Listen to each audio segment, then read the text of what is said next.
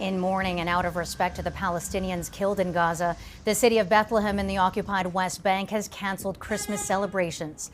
The Church of the Nativity, a sacred site for Christians around the world, is usually lit up with Christmas lights, but instead will sit in the dark.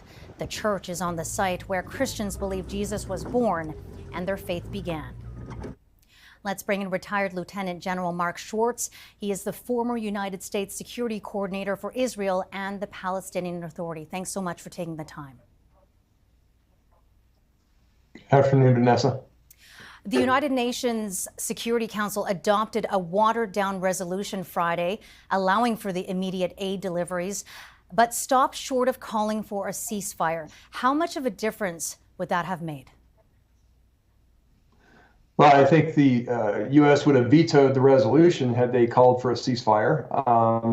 Also watered down was there was no condemnation, no verbiage at all with respect to Hamas. They did denounce all acts of terrorism, but they did not specifically call out Hamas, which is, I would imagine, informed the reason why the U.S. abstained from versus voting yes for the resolution. The air and ground campaign continues across Gaza.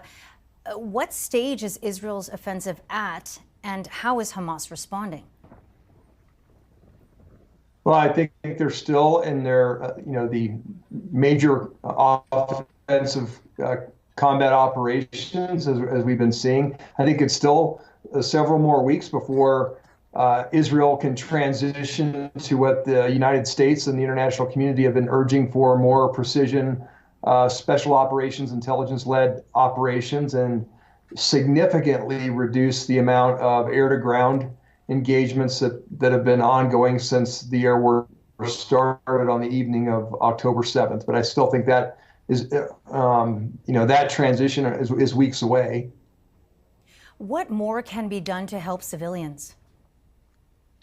Well, I think the resolution that was passed Friday speaks to that. The increase of humanitarian aid. Now, of course, Kerem Shalom and Rafah are the only two crossings open right now. But what I don't understand why the international community in the United States isn't pushing harder on is to get aid coming in from northern Gaza out of Israel directly, because the benefit of doing that is, one, they have a secure route, that being secured by the Israeli Defense Forces, to be able to bring the aid in. And also, Israel would be 100% in control of the supply chain of the humanitarian aid, the medical aid, the